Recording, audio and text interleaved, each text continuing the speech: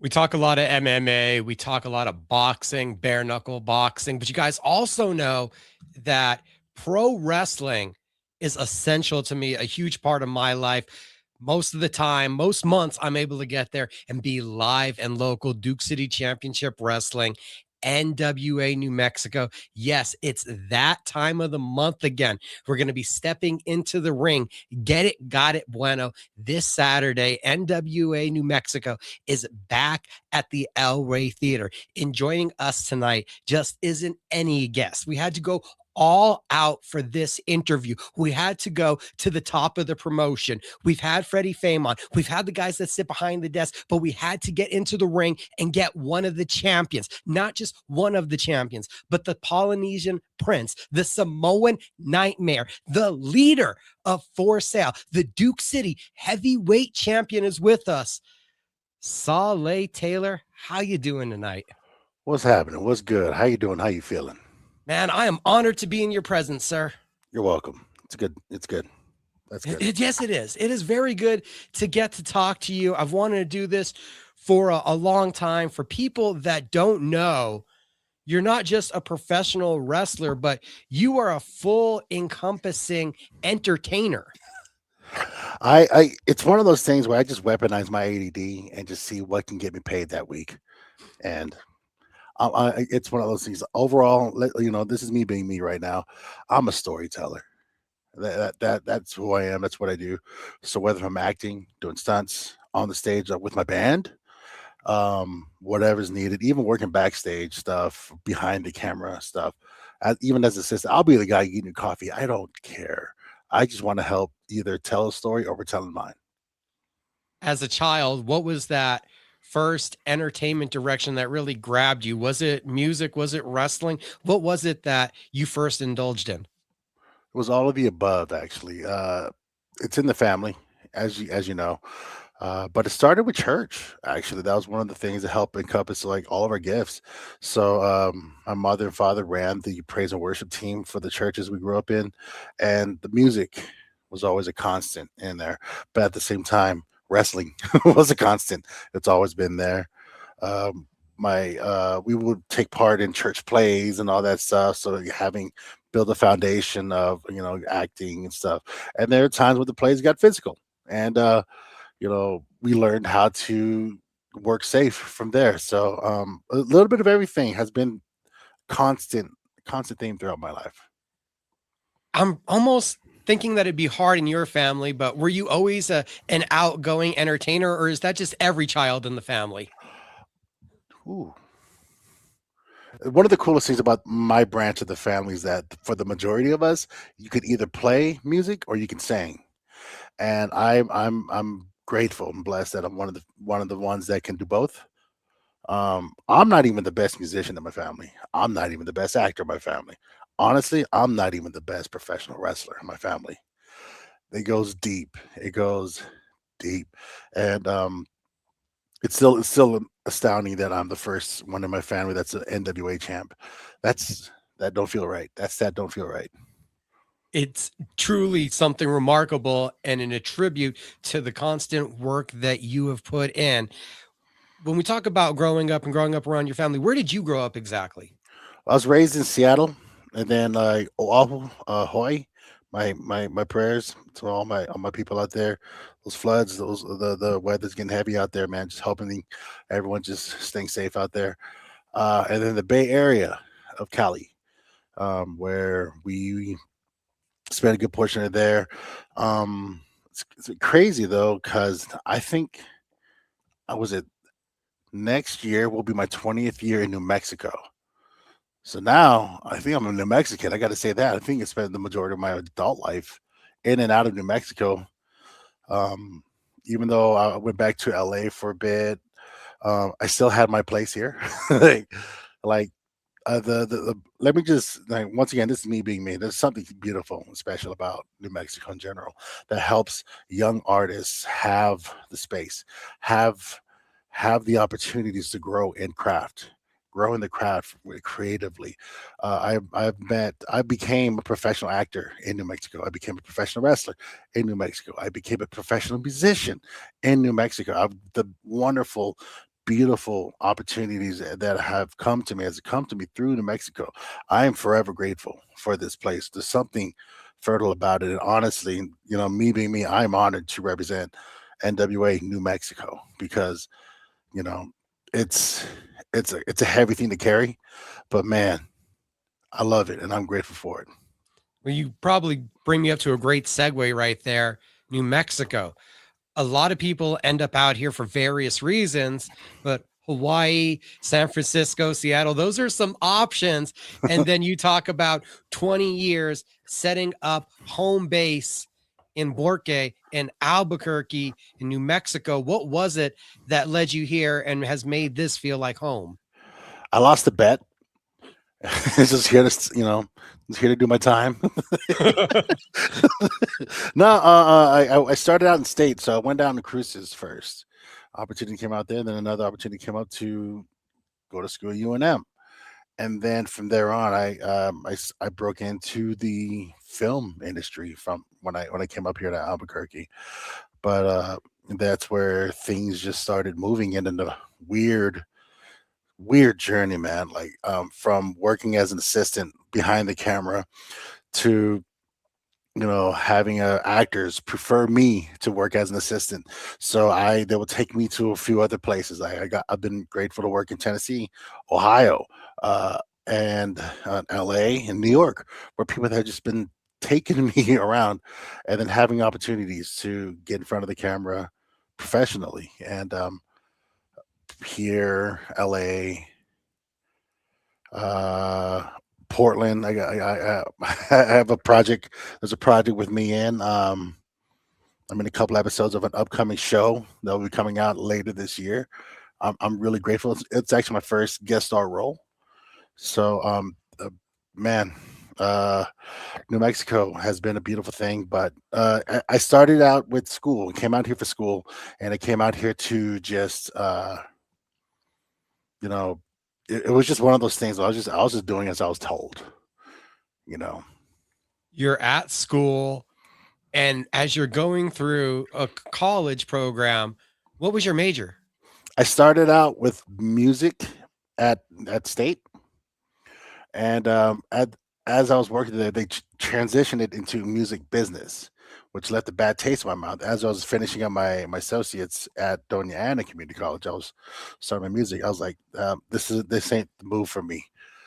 Turns out I should have stayed because music business, to learn anything about business, the business side of things, anyone that's working anything creatively, if you have an opportunity to take business classes in general, ethics to how, like learning how to properly promote yourself, you need to take advantage of that and learn that.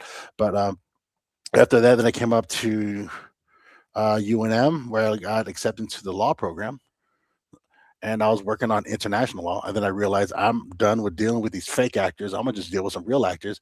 And got into the theater program, switched to that, and then from there, like things just started happening.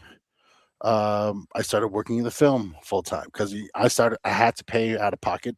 I couldn't afford to stay in school. But like I started working in the field I was studying. You know, I'm still like maybe a semester or two away from getting my bachelor's, but I got my associates, baby. You know, As Saleh says, lawyer and law school. I was like, wow, we ended up with a 10,000-mile journey to entertainment. No, he said he got right out of there, knew it yeah. wasn't for him. That's the Saleh that we know. At what point do you fully go into the music and start to form a band where we know you do that locally very successfully and with a very awesome sound?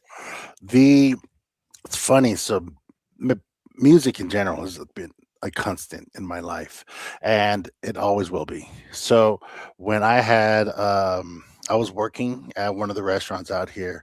The general manager was saying, "Hey, we have a 10-year anniversary coming up, and we could use a band. You're always singing around the kitchen. Just if I tell you, hey, man, I just need 2 hours for you guys to play." I was like, all right, cool. And then my first band was born like a few days later because one of my best friends, Benito Bachicha, we got together with our other friends, his roommates at the time, Peter Mayor, Mikey Hale, and formed the Dirty Shades. That was our first band. And then Amanda Morales came a little bit later. Dirty Shades was a beautiful thing. We started because my general manager of the restaurant I was working at needed a band, and we just formed one. We jammed, and then like, all right, let's do this. And from there on, I'm like, I love this. You know, excuse me. I like, I love being in control. Not necessarily being in control, but like having to play the songs I want to play. I've always had like the family bands, the church bands, where we're doing as we're told, or better yet, because there's so many musicians, not everyone's guaranteed a spot to play. So sometimes you're just on the side waiting, and sometimes you don't play. Actually, a lot of times you don't play. So from there on, I got the band, the Dirty Shades. We had a fun run. We released an album, and that when that time came up, the opportunity came for me to do my own thing. I'm also music director where I represent several artists where I will help design a live sound, help with arrangements. I'll go on the road with them, tour, play live, do all that stuff, and I will do various things. But I'm like, let's do my thing, and that's when For Sale came about. So that's my own band.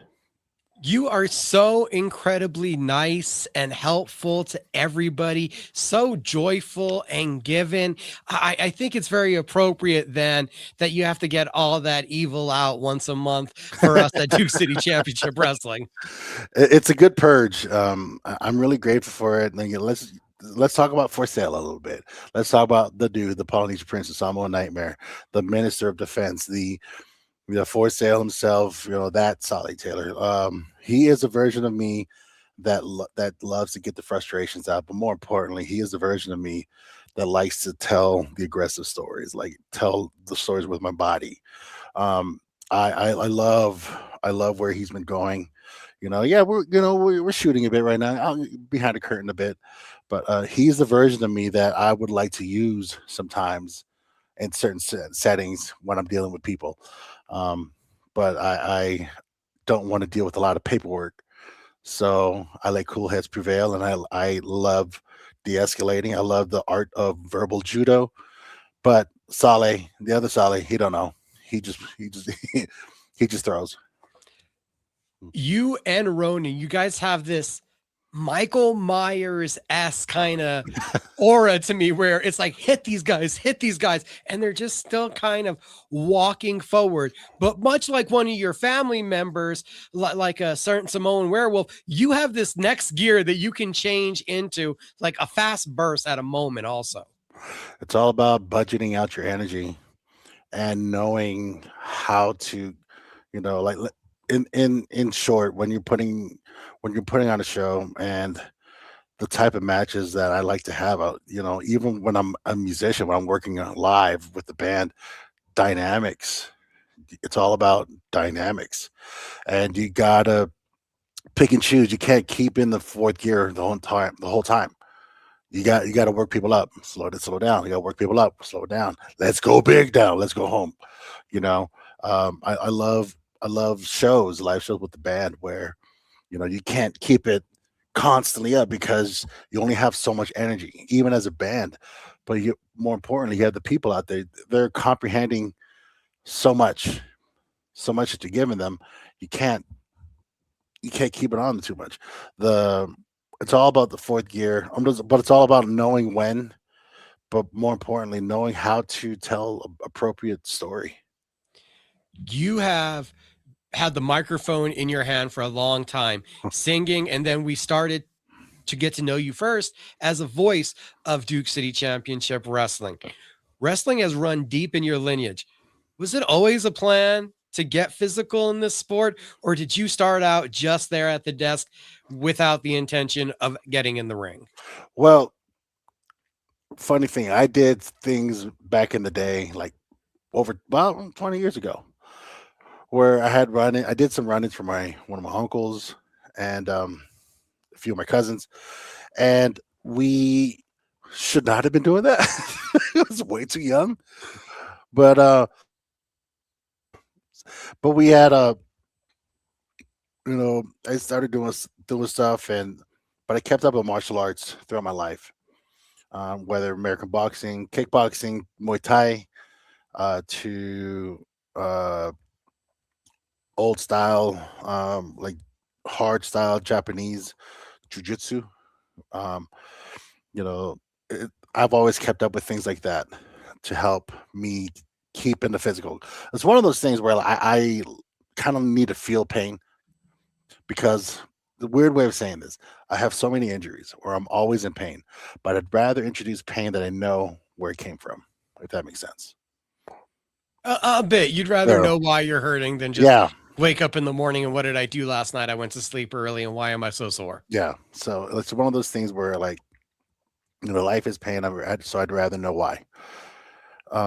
But so like taking like at then like around like an 18-year break from performing in the ring, an opportunity came. You mentioned the Samoan werewolf. Jacob was the reason why I got back in the ring.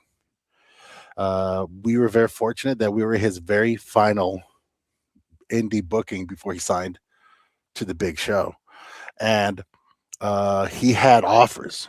He was telling me like he had offers, but I was like, hey man, we don't have that much of a budget, but at that time it was during Comic Con weekend. I'll let you come out here, hang out with us.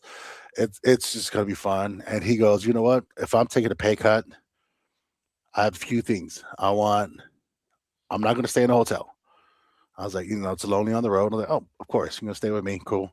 And he goes, two, you're gonna cook me a home cooked meal, and like he was like, yeah, I got you. And he goes, three, you're getting in the ring too. And from there, that's when I began my transition from being a voice of DCCW to getting involved in the ring. Had a nice little run in with his match with Hobo Hank. They tore the roof off. Um, but it's I'm very grateful. Have family that we are forever tied to the show, tied to us show, tied to the industry, and we're looking out for each other. I keep thinking about how again, I would love more of my cousins to come here, but if it makes sense in the story, let's go. If not, all right. But they're keeping me in mind over there as well. Like, get me go on the West Coast and let me go work over there. A few of my cousins, my brother, my little brother's in the ring now too. Um, and I have a couple more cousins who are getting ready to start training, and like that, like this ain't the end of my generation. The next generation is only time can tell. I even opened it up still, like the nieces and nephews. If y'all want to jump in, let's go.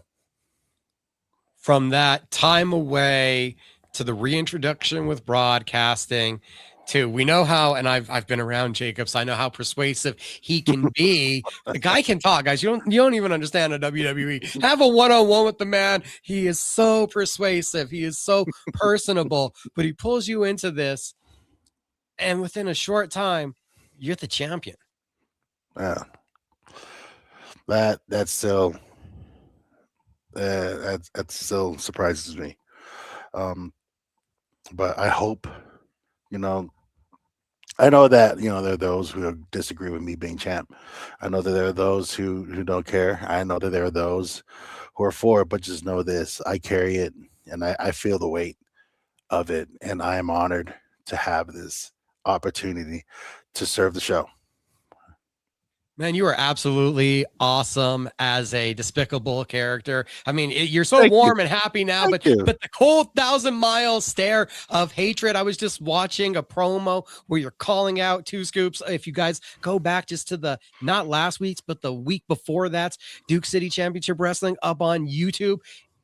Absolutely terrifying the anger that you portray. Oh, that just taps into things that you know. You can't showcase what you don't know. I don't have hatred for Two Scoops, but I do have hatred of anyone trying to take the title away from me. I have hatred for those who think they can do this better than me. I have hatred for those who think they deserve a better spot than me. But against the person, no, oh no, because we want to get back and do this thing. But I don't, I don't, I don't, I don't blame the person. I blame the game, and so I protect the game. I protect mine. Get it, got it, Bueno is this Saturday night, El Rey Theater. It's Duke City Championship Wrestling. Let's get through the card real quick. We Mhm. have from the big NWA, the women's television champion, Tiffany Nevis, coming down to take on Zamaya. That's going to be absolutely incredible. Can you tell us a little bit more about what you think is going to happen in that match?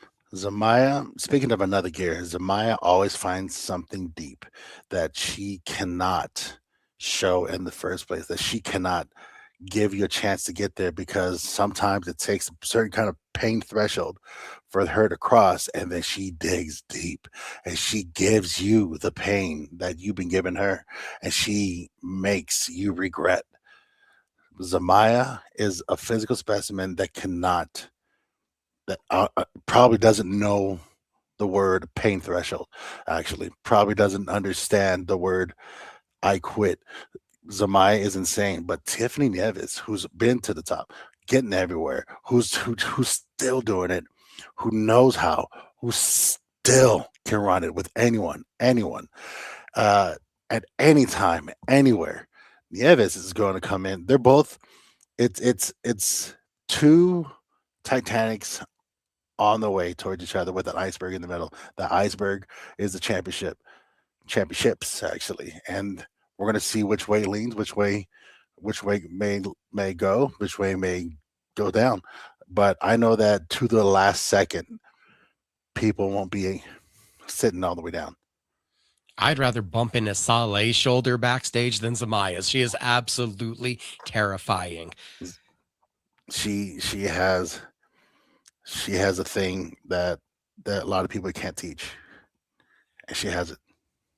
Pretty City Express. They lost their titles last month, but heck, they made their NWA debut. Give them their flowers, even though most of us would hope there's a couple thorns on them for the way they've treated the crowd usually. But they take on RJ Wild and Enrique Calderon in their return here to the Duke City. Always love for the MK Army. Pretty City Express will always have a place in my heart. Them two can once again another bunch of people that can just run it with anyone, anywhere, anytime, any place. Um, but having to like really proud of them having the power debut.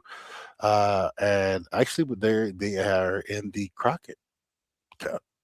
Oh, great. The It's- Crockett Cup. This That's big is, news, guys. that is something that like can't, well deserved to those boys. But let's not sit it back with a little El Chingon, which I faced one on one as well. And then who else is with him? You got RJ Wild, Enrique RJ Calderon. Wild. I actually faced him too. He's fast and he hurts. So it's actually going to be a great match. They're going to be showcasing of speed, technique, professional wrestling, and strength from all of them, all four of them. It's going to be an amazing, insane match. There's going to be some highs, some lows, some mids, and some heart. From your perspective on this other tag team match, it looks like it's the Avengers because you have Hobo, Hank, and Thunder teaming up to take on the unlikely duo. A little bit of a odd pairing with Charlie 50 and Brian Idol. They're not the kind of guys I would expect to see having beers together. There will be beers, but I don't know. A lot of it being jested, a lot of it be thrown. It's gonna be a slobber beer fest. It's gonna be insane, man. Um, I you know Hobo Hank, the one I took the title from. I there's still parts of my body and I'm still sore from that he's giving me. Like he hits to leave an imprint on you, on your soul. Thunder, who uses all of his insane like experience and know-how, very smart. He knows what he's capable of, and yet he can still get more. It's insane. Potential is a beautiful thing that he just keeps showing you more that he has. But then you got Charlie 50, the leader of La Migra, one of the leaders of La Migra, who is one person you don't ever want to underestimate. He's one person you don't ever want to give a chance to get the upper hand because he won't let off. But then on top of that, Brian Idol, the current NWA television champ, who goes all around the world. And he goes from death matches. He goes from submissions. He goes from table matches, ladders, chairs, to just straight up professional wrestling, even like a shoot wrestling. The man could do it all, and he hurts too. These are guys that like are really looking forward to hurt each other. I don't want to meet Charlie 50 in an idol in a dark alley, excuse me. And I think Idol has something up his sleeve or a second plan that he's working on every time. He's always that consummate thinker. He always has a plan in working ahead. You know, the things that he's exposed me to though is never underestimate. Big slapper himself, Johnny Magna takes on Jaden Monroe, who I feel like is having a change of heart over the last couple months. Well, Jada Monroe, I believe, won't be single in his toe. He will have someone dragging behind, whether if he likes it or not. El Pollo del Mar will be there, will be a presence. The champion of managers. That is someone that anyone, if you're smart, will welcome. And I love that you said that, Jada Monroe is beginning to have some second thoughts because, El Pollo is someone that you need, that when they offer to be in your corner, you take that. But also, Jada Monroe is not to be slept on himself. He can do it. He can go the distance. The man's been working on himself, and he is trying to see his way into a better set. But there's a big wall in front of him. The man is ranked number 9 in the world, Johnny Magna, the man who hates everyone who loves him. it's insane. You want to talk about the way how I hate those who try to take my title. Johnny Magna just hates. And Johnny Magna has things to work out that he's not going to work out, but only see people in the ring and deal with. That's how he copes. That's how he works things out. See him in the ring. Let him feel the pain. Let him give you the pain. I think he has trust issues. You hear the backstory, you know everything that he's went through. I just think right now he has trust issues and he's trying to carve out his own path. Well, on that other side, though, you did say sometimes people need other people, and you're right. It's hard to not say that a voice like Pollo Del Mar, who's up in the NWA, is not a voice that would be worth heeding. Pollo Del Mar has taken people from glory to glory to glory. Mind you, our current NWA heavyweight champ, Silas Mason, used to be managed by Pollo Del Mar back in the day. And that itself has left a lasting impression on Silas, how he works, how he books, how he travels. Pollo set up a lot of things for Silas, and Silas has followed through on the very footsteps that Pollo left before him. And look at him now. Talking about going for greatness, Justin Taylor is going to be challenging Manny Lemons for the very prestigious Route 66 title. Justin Taylor is someone that just is magic. Justin Taylor, I believe this will be a second time coming to DCCW, and the first time it's oh my gosh. People will never forget that, and I'm really excited to see how Justin is going to come out and show out. But then you got someone who I faced again, uh, um, Manny Lemons, the best, the zest of the best, the king of the lemonade stand, all that stuff. But Manny Lemons is someone that has great momentum behind him. This man's a regular, getting more time on TNA, a national product. This is like another man that has been killing in all the other promotions, not just his, but all the other shows he's been working on. The man books out. If he's not working at least 52 weekends a year, he's going to be working at least 72, 82. This man loves the business and is all about the industry, all about giving back. But also, whoever he's in the ring with, they let me tell you from experience, things hurt. And that match is going to be insane. There's an MVD gauntlet match. Your boy, the now rejuvenated Anton Giovanni, is going to face more opponents than he has percentages of body fat, with both members of Sky High, El Leon, and Sancho Martinez across from him. And you like that body fat reference. I know it. Good form. Good form, sir. This is not even his final form. Antoine Giovanni is taking into something deeper, better, more insane. This man, ever since he's joined For Sale, has is so excited to showcase anything and everything, not being held back by anyone. This is going to be an insane match because Antoine Giovanni is going to be in control the entire time. But let's not forget, El Leon is young in his career. He has a lot to prove. That's something that you don't want to ever underestimate. You know, and then you also have Sancho Martinez, who is actually getting more,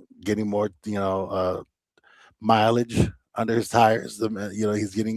He's working his butt off. The kid trains 6 days a week. He's someone that's tapping into a cool ethic and a work passion for this. That it's only a matter of time before we all start seeing big results if we want to stick through with this. But then you also have Sky High, who has so much experience, so much travel, who knows how to work, who knows how to work with anyone, everyone, who knows how to fight. Sky High is something that more guys I faced before. I fought everyone in the locker room, just about everyone in the locker room. It's not like But you're a target or anything with the oh my title. gosh, you know, dang. But you got Sky High, who from individual levels to even as a team, they are still considered a threat And with whomever they share with. shout out to Sky High. If you guys didn't see it, it was 2 weeks ago, I believe, when AEW was in Tucson for Collision. We got to see the Ops beating up two gentlemen backstage. And if you guys didn't recognize, that was our very own Sky High, unfortunately, taking the beating. Well, no, like that's something we celebrate though, because they're getting work, they're telling stories, and it's beautiful. It's beautiful. I We was love so it. excited. I love Poppy for that. When I see my people out there. And now we get to, well, not your people, but again, the last I was watching of you, last I saw of you, you were sitting on your still throne, and Mr. Giovanni had just put a pummeling on Tommy Test. Now, Tommy Test is coming back on the warpath to go after your right hand man, Ronan. Let me tell you something about Two Scoops. That was the very first time I felt my limit. That was the very first time I felt the threshold of what I'm capable of. He has something in him that if things move the wrong way for whoever he's sharing time with, it can be a really, really good, a really, really bad night. And Two Scoops has a long he has a long, beautiful journey ahead of him. He's been doing great time. I'll be honest with you. I don't want to wrestle him again. I don't. But then I did a good damn job. Anton Giovanni did a great damn job. But we have our gatekeeper who's going to finish the job. We have Ronan. We're going to witness the rise of Ronan, who's got to finish the job. That's all we need him to do. Show up, show out. This man is a big old body of muscle that you're going to have to work a lot to get around. You're going to have to do more than you think to get up and down. You got to dig in deep. And I don't think Ronan is going to let Tommy get there. But these two got a lot to prove against each other. They have a lot of history together. They got so much to showcase because of how this show is going to be. But I'm telling you right now, Tommy is an insane animal when he wants to be. But Ronan is the animal, is the beast. Central, Route 66. We know it every Sunday. You see the car shows. This man has almost grabbed that culture and ingratiated it into his character, into his aura, into his essence. You have to put the title on the line against a guy that has captivated Borke in the lowrider Lonzo. I don't want to make the mistake of underestimating anyone. But watching how Lonzo Romero works with anyone and everyone, I can't underestimate him because this man knows his stuff. He's with him being trained by Seth Rollins, it shows. Being trained by one of the best, and you can tell he hearkens to his training. and he hearkens to his people. He's all about that life. He's all about La Raza. And he's going to try and dip in and dig and grab from that and use that against me. But nah, man, it's never just me. It's always all of me. That's why we are for sale. He's gonna come at me with every which way and how. I don't know how to. I honestly don't know how I'm going to approach him. I'm gonna have to let him make the first hit, and then I take it from there because I don't know how to prepare for him because he has so many different ways of how he can attack. This man is smart. This man is fast. This man is technical. This man loves professional wrestling. We are well over a year. And when I say you, no, Sally, I know it's not. It's partly you, but I can't give you all the credit. It's you guys that are watching. It's you, the audience, the fans. It's the people that every month line up down Central, buy the tickets, go to holdmyticket.com, get there early, stay there late, spend the money on the merchandise. The meet and greets are crazy in between the matches. It's you guys that have helped bring life to NWA New Mexico, to Duke City Championship Wrestling, helping it become an NWA affiliate. It's truly been that infectious environment at the El Rey Theater that has made this show so special. Get it, got it, Bueno. Saturday night, El Rey Theater. I encourage you guys, if you've never been before, you got to get there. It's one of the best local shows in all of professional wrestling. It's going to hurt. It's going to be a beautiful thing. And it's going to be a damn great show. Come on out. Thank you for the time, champ. Thank you.